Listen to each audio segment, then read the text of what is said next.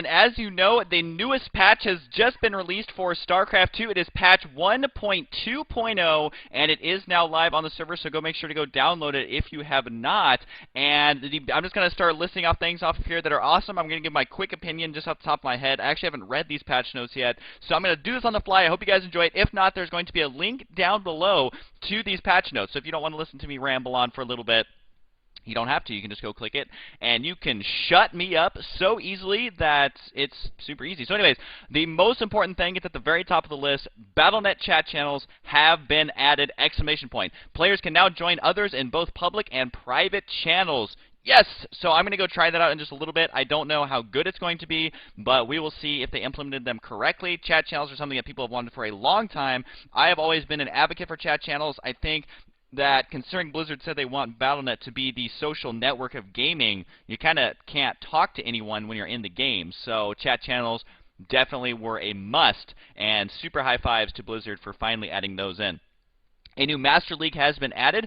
The league now represents the highest tier of players. This is going to be the top 200 players will get into the Master League. This is genius. I got another high five to Blizzard. The reason this is genius is because, yeah, you're Diamond, but you are not Master League. And so players are going to, this is going to make the game so much more competitive, I think, where players are going to be really fighting, especially those players who are just on the cusp of being top 200, because really, right now, what's it mean to be top 200? Not a lot, unless you're about top 100 in that ranking. And so now to be top 200, you're actually in a special league, and that is going to be extremely competitive. Another high five there.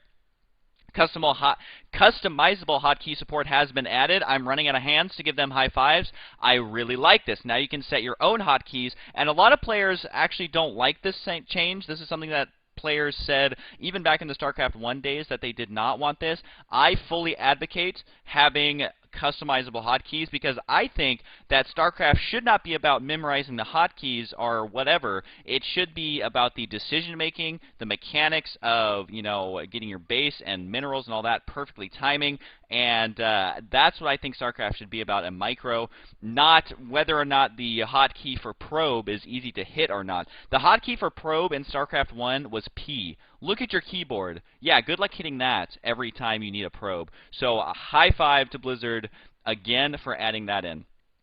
Stalemate detection has been added. This will end the game in a tie for all remaining players if no players have income, production, or destroyed a structure for 3 consecutive minutes. A countdown timer will appear when the game detects this scenario. I don't actually know what the countdown timer is, but I think it needs to be more than 3 minutes. I do like that they add the stalemate detection. I personally think, though, it should be about a 15-minute timer because that gives you time to weigh all your options. You can try, say you only have one unit left and you're trying to find the right way to use it. I think it should be a little longer than 3 minutes. However, I have not tried this out, and so I think for the 4th high five for Blizzard, adding stalemate detection, just maybe add a little bit more time onto that. An extreme graphics option is now enabled.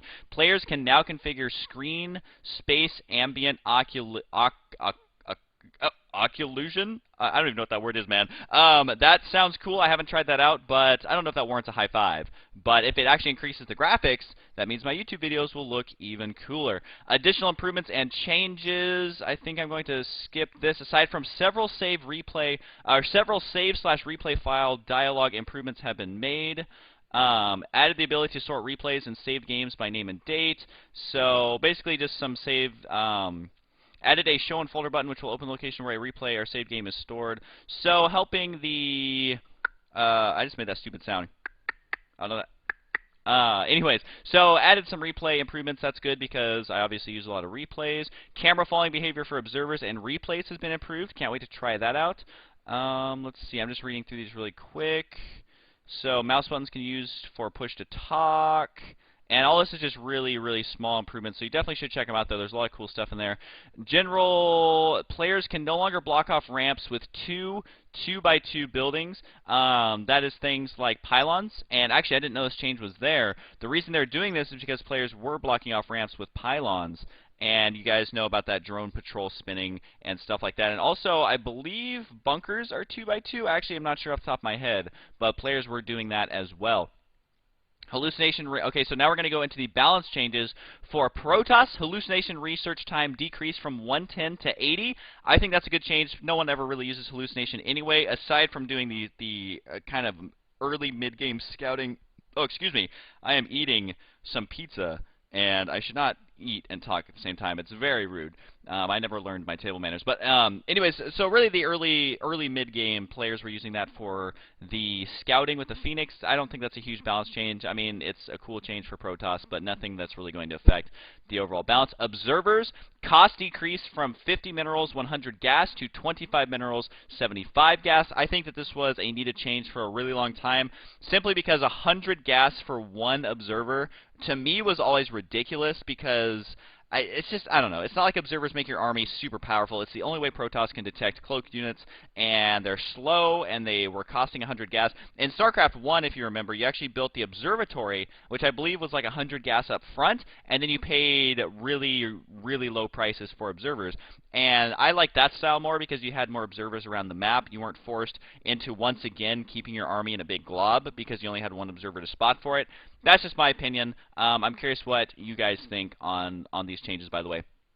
So please post down below. Phoenix, build time decreased from 45 to 35. I think that's a great change. Players do not use Phoenix except for in team games for the most part. Sometimes you'll see some Phoenix, but it's never the focus of the army. It's not like a Corsair Reaver build, if you guys remember Brood War, which I think this is good. I think Protoss needs more mobility units, and I really like that, and so we'll see if it's overpowered or not. Again, post your thoughts down below. Void Ray now deals 20% more damage to massive targets. I actually don't like this change, and Flux Vein speed upgrade removed. That makes me so sad because I love saying Flux Veins. I think Flux Veins is the coolest upgrade name ever, and Flux Veins will forever live in my heart and in my mind. Now, as far as the 20% damage to massive targets, the reason I don't like this change is because I think there are too many units that counter massive units, and massive units are like battlecruisers, carriers, you know, things like that, and I feel like Vikings and Void Rays and Corruptors already do too much damage to those units to make them ever worthwhile.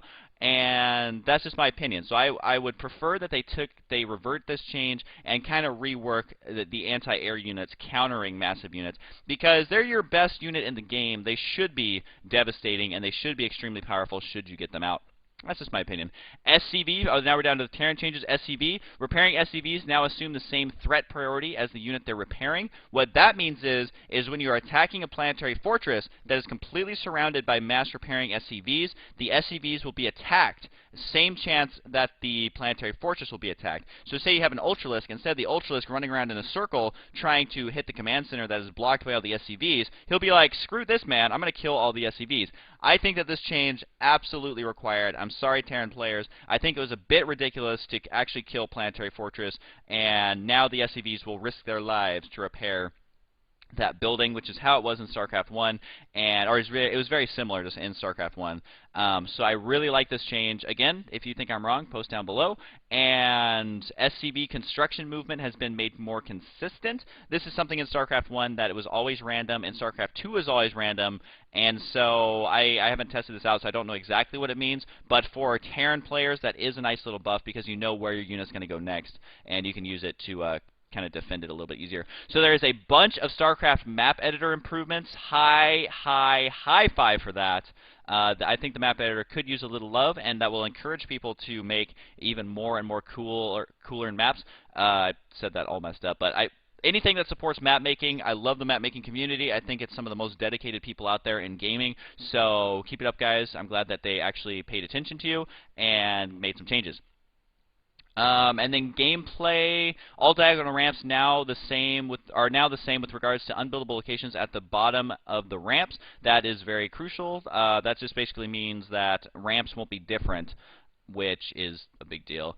And then there's just a lot of other small changes. So for Protoss structures can no longer be powered without a power. This one is so funny. Without a power source if constructed while powered by a warp prism under the influence of the effects of neural parasites. That's something that no one will ever matter. Mass recall can no longer target larvae or eggs. That obviously needed to be fixed. Fix an issue where the units that were picked up by graviton beam would still block pathing on the ground. That's a buff to everything but Protoss, which that needed to be fixed anyways.